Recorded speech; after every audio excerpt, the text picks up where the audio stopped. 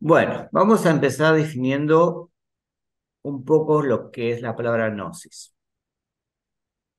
La palabra gnosis, por ahí la conoces en el ambiente de la medicina.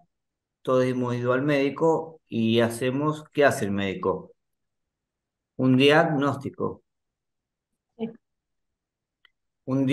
Diagnóstico, de ahí surge el gnóstico, ¿eh? Diagnóstico, ahí dice gnosis, pero es diagnóstico. Bueno, es una palabra que en realidad se utiliza en muchos ámbitos, pero la gente no lo asocia y no lo ve a veces.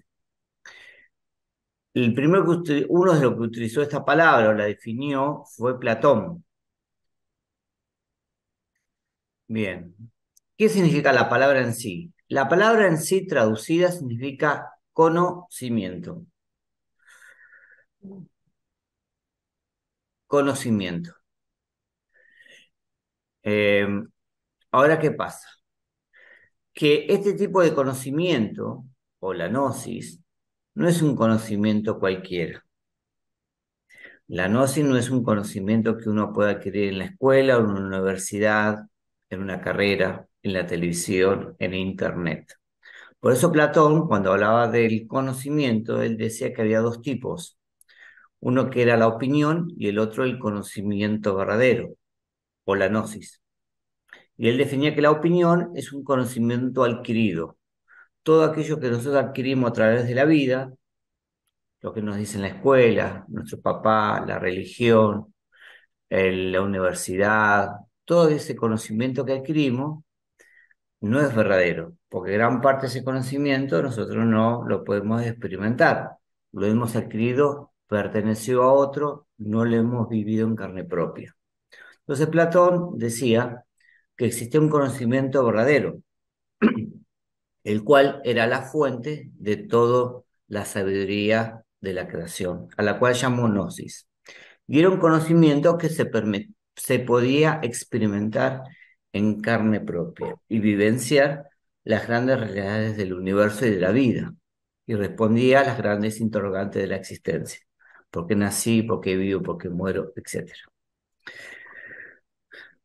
Si nosotros queremos definir qué es la luz, por ejemplo, si nosotros tenemos una persona no vidente que no ve y queremos explicarles qué es la luz, ¿qué le decimos? ¿Cómo se lo explicamos? Nosotros que podemos ver la luz,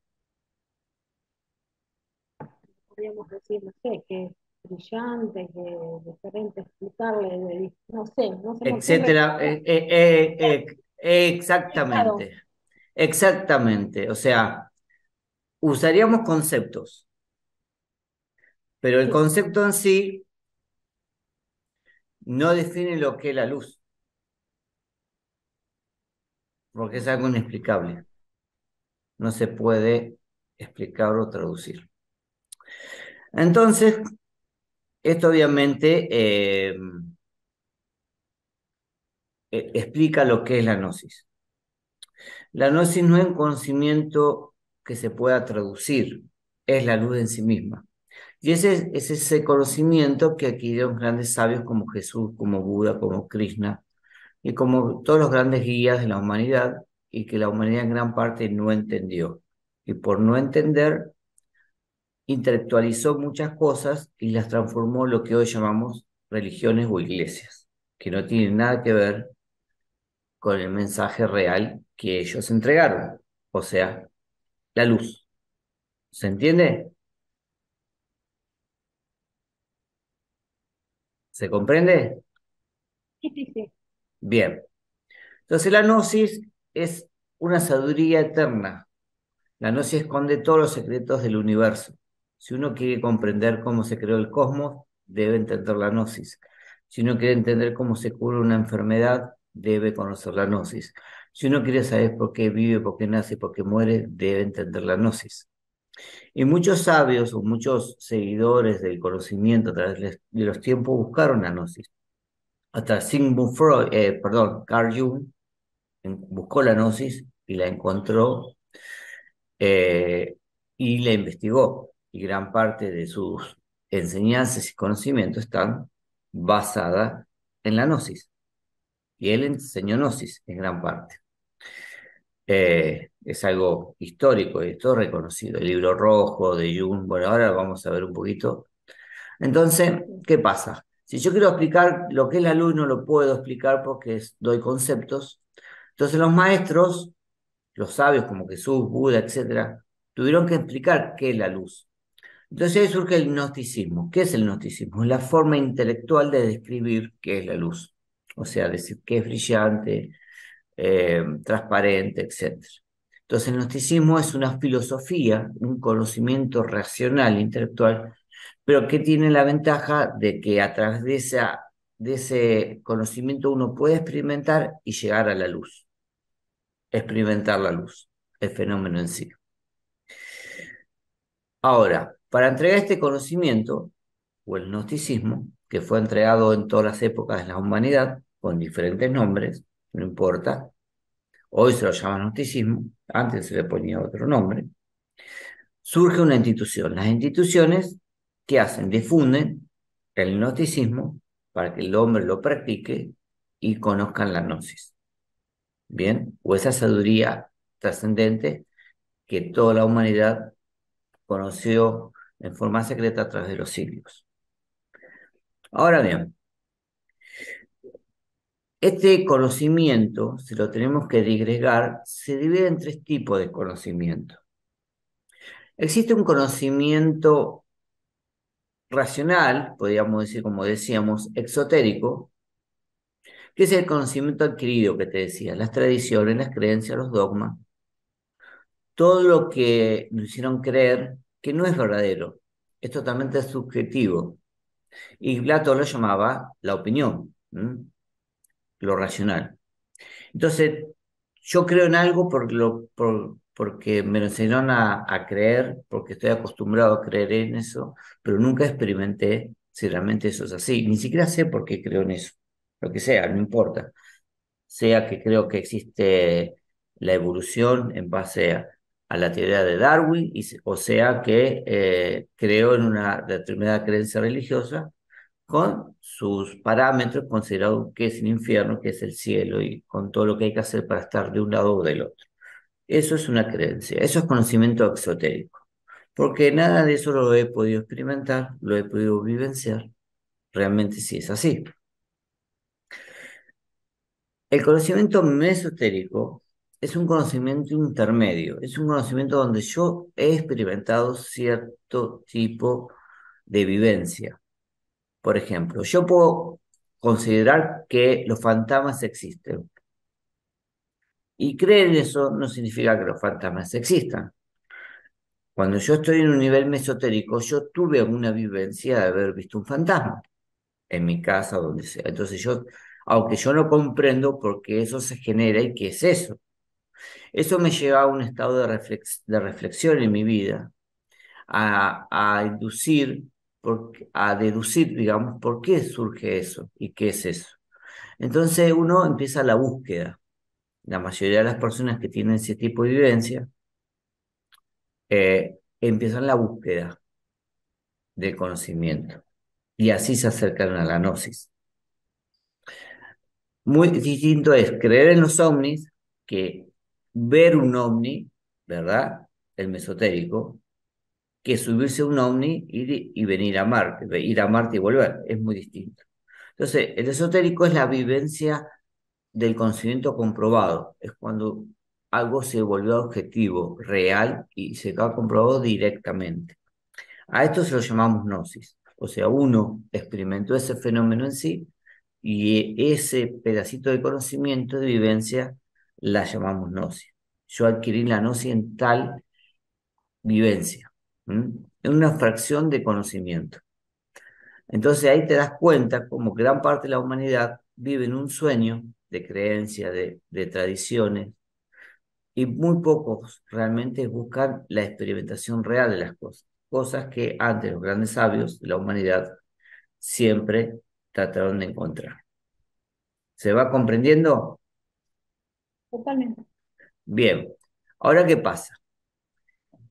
El conocimiento exotérico, que es lo que nos da la universidad, nosotros estudiamos la ciencia, el arte, la filosofía de la religión, son, digamos, es un conocimiento no vivencial. Yo no puedo experimentar gran parte de ese conocimiento y gran parte de ese conocimiento pasa a ser totalmente subjetivo. Ahora, en el conocimiento esotérico, la ciencia se vuelve algo, perdón, se vuelve algo objetivo. Volvemos para atrás, estaba acá. Por ejemplo, en la ciencia iniciática, en el conocimiento esotérico, la geometría sagrada, las pirámides, el desdoblamiento astral se vuelve algo vivencial. Yo puedo experimentar ese fenómeno. Muy distinto es hablar dentro del conocimiento esotérico sobre el fenómeno y dar teorías científicas o religiosas que comprobar a ciencia cierta por uno mismo que eso es real. El arte iniciático fue entregado por Da Vinci, por Beethoven, a través de muchas obras, por eso las obras de Da Vinci, etcétera, son obras místicas, esconden un conocimiento secreto que es llamado gnosis. Recordemos que el Código Da Vinci fue escrito en base a la biblioteca gnóstica. Incluso en sus páginas, al inicio, dice que gran parte del conocimiento que está ahí fue extraído de la biblioteca gnóstica. En el mismo libro lo dice.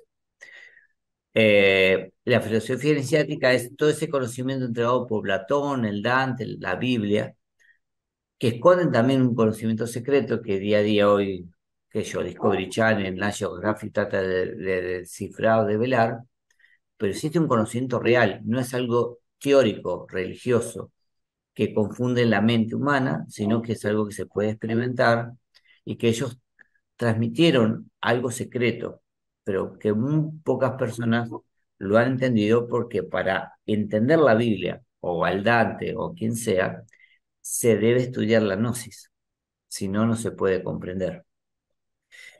Y la religión iniciática es una visión totalmente distinta a las creencias dogmáticas, porque el hombre busca la integración con la vida, con la naturaleza, con la creación. ¿Mm?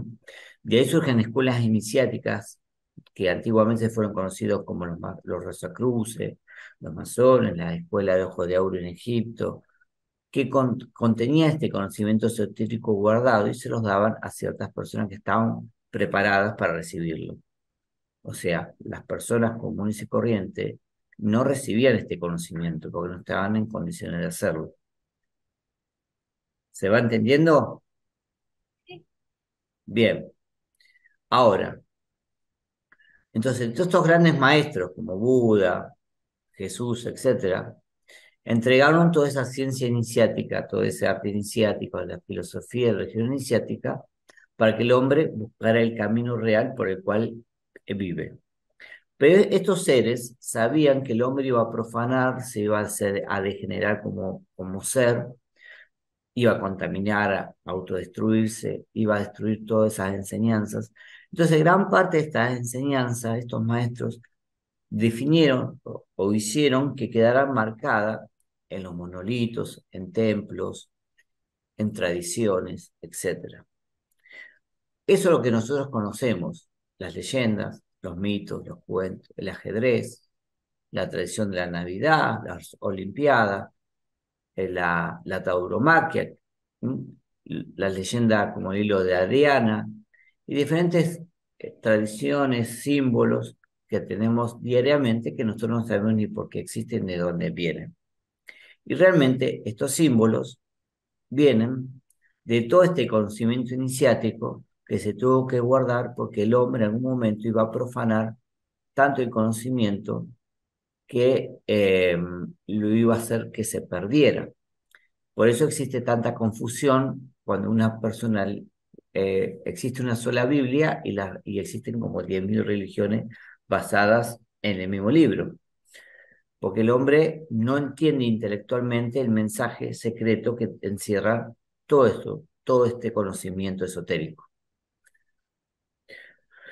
Entonces, ¿qué pasó? Vamos a tomar un ejemplo, uno de los miles de ejemplos que existen. Por ejemplo, el culto a Mitra. El culto a Mitra era un dios antiguo que era muy seguido por los militares romanos dentro del imperio. Ahora, Mitra, que aparece en tumbas, donde se hacían ceremonias, aparece el dios Mitra matando un toro. ¿Lo ves? Sí, sí, sí. Bien. Ahora, ¿cómo esto se degenera y cómo esto se ha contaminado a través de los siglos, como decíamos? ¿Cómo el hombre profanó esto? Transformándolo en lo que hoy es la muerte de un toro. La tauromaquia o la muerte del toro en realidad era un ritual sagrado, simbólico, no era algo real, físico.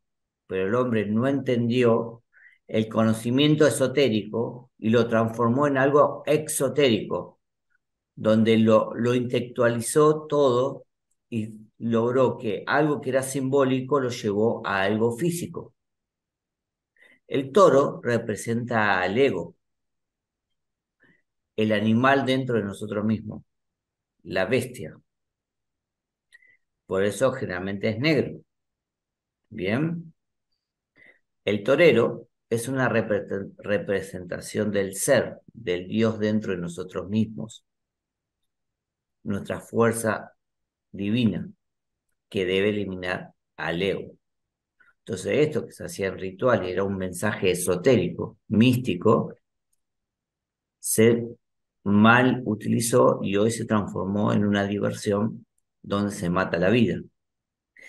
Y así pasa con todo. A la vez, como la religión católica también, digamos, que profanó estos conocimientos a través de los siglos y aniquiló a todos aquellos que consideraban herejes, quedó este símbolo de alguna manera en su vestidura.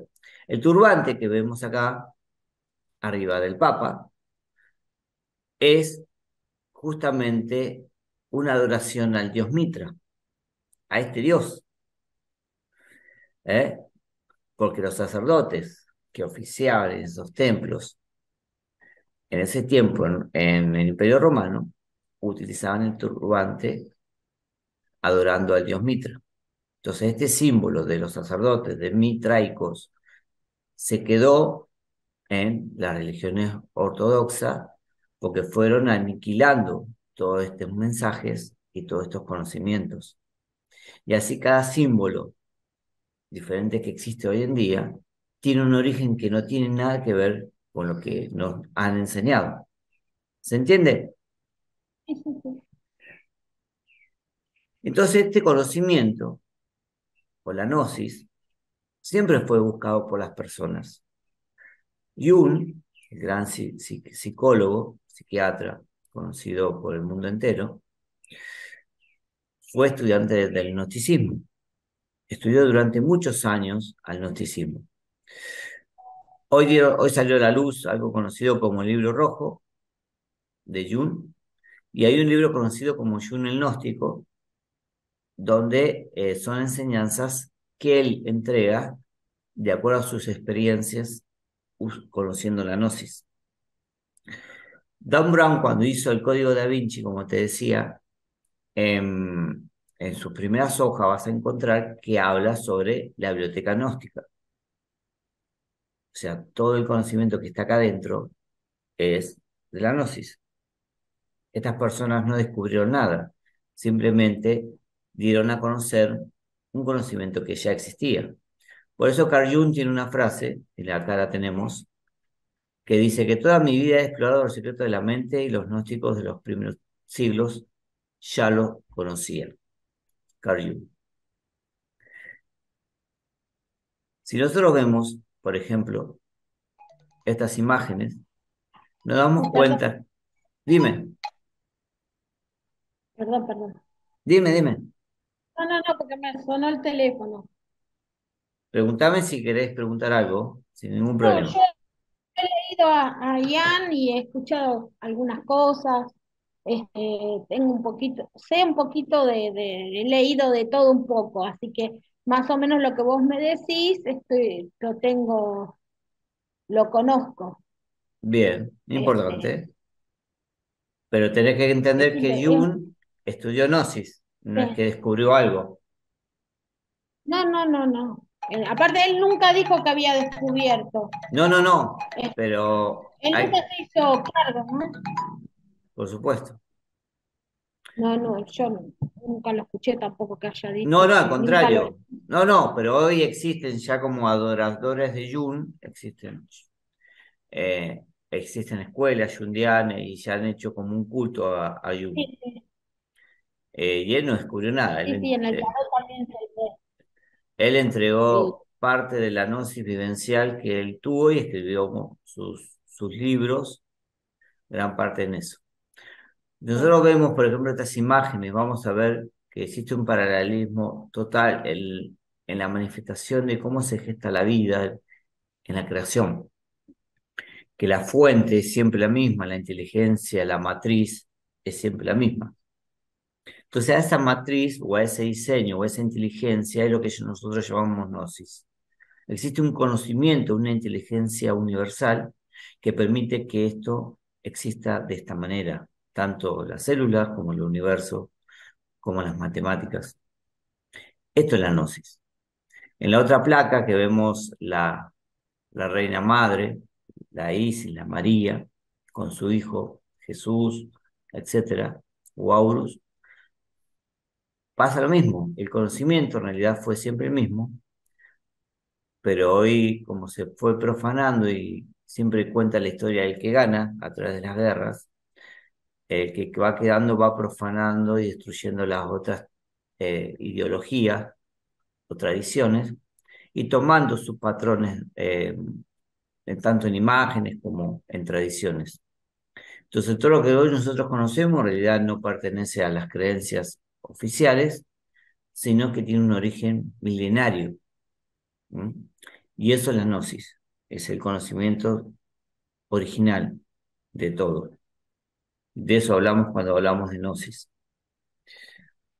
Ahora, si nosotros analizamos, por ejemplo, un símbolo o una de las grandes leyes de la metafísica, conocida como la ley del 3, fíjate qué interesante. Yo acá tomé algunos símbolos. Por ejemplo, la ley del 3. ¿Qué nos enseña la ley del 3? Que hay tres principios de creación conocidos, ¿verdad? Que las religiones nos nombran: el Padre, el Hijo, el Espíritu Santo. Esta ley del 3 representa esos tres principios, que todo lo que existe en la creación, ya sea una célula, un perrito, una estrella, un ser humano, está sostenido en base a esta ley, la ley del 3. El polo positivo, negativo y neutro. La electricidad existe porque tiene esos tres polos. El átomo tiene estos tres polos: protón, neutrón y electrón. ¿Se entiende? sí. Ese cono, ese es el conocimiento, de ahí viene el conocimiento. La sabiduría está representada por esas tres fuerzas. Aquel que tenga esas tres fuerzas en su interior, bien desarrolladas, esos tres principios, se convierte en un dios, en un maestro.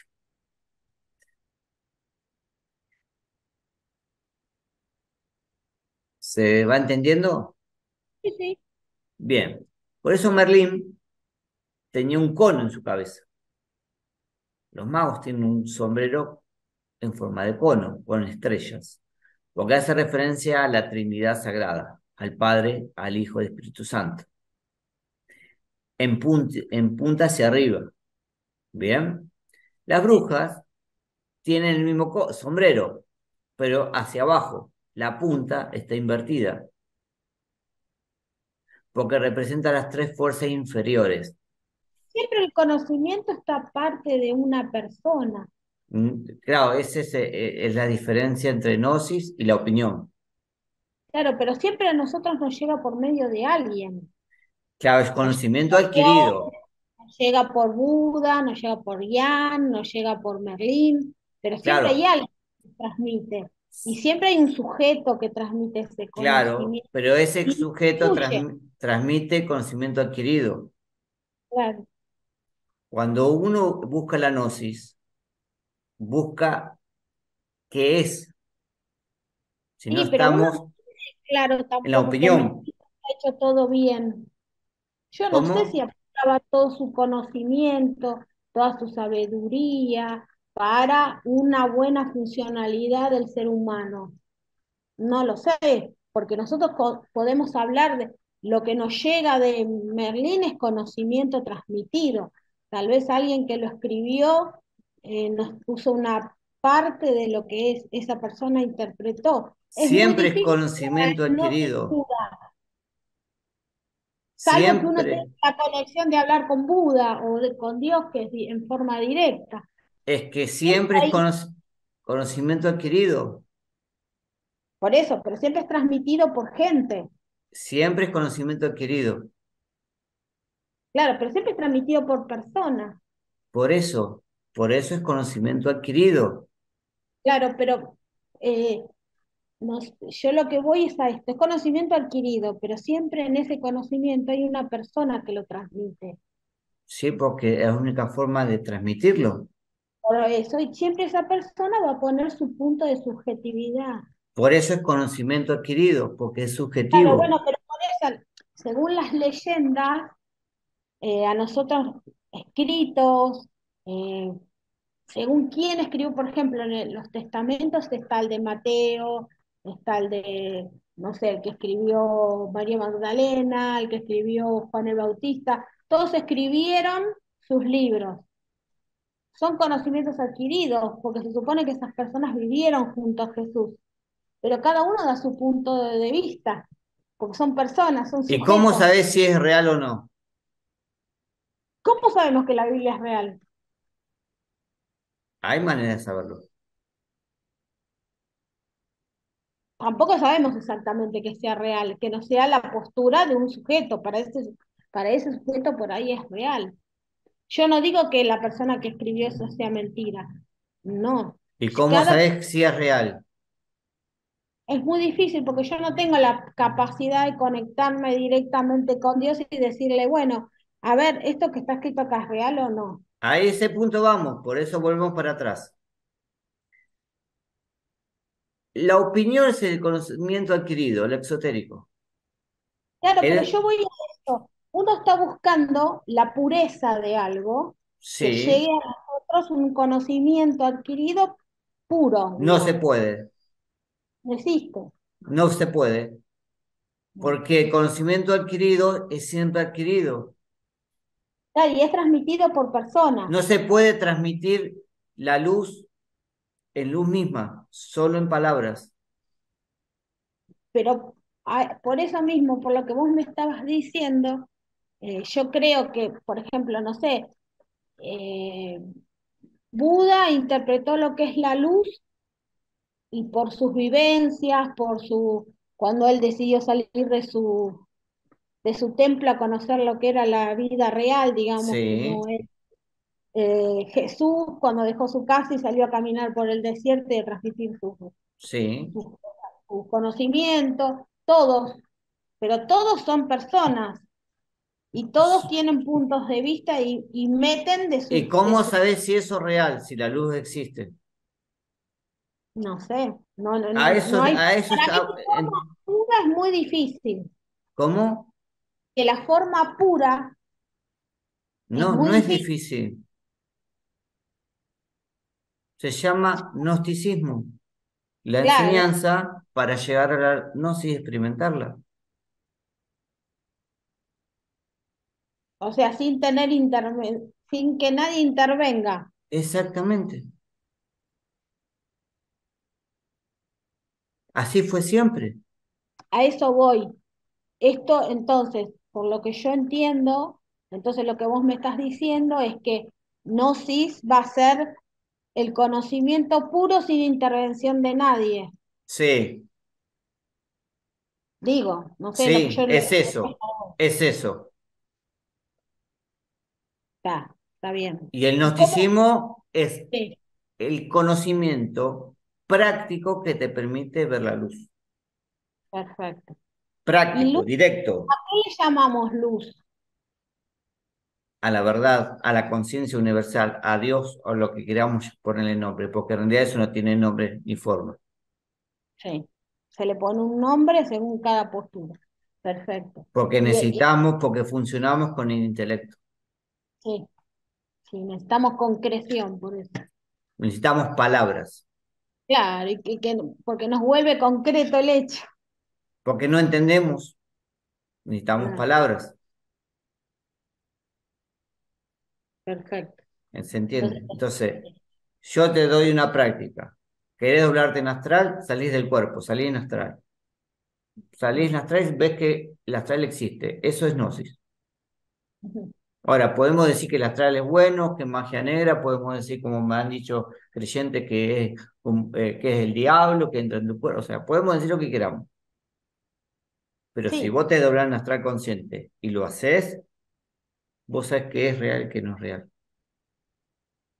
ujú, Es así de simple, eso se llama gnosticismo. Ese gnosticismo era el conocimiento que ellos conocieron, que Jesús recibió en Egipto, en el Tíbet, es el gnosticismo.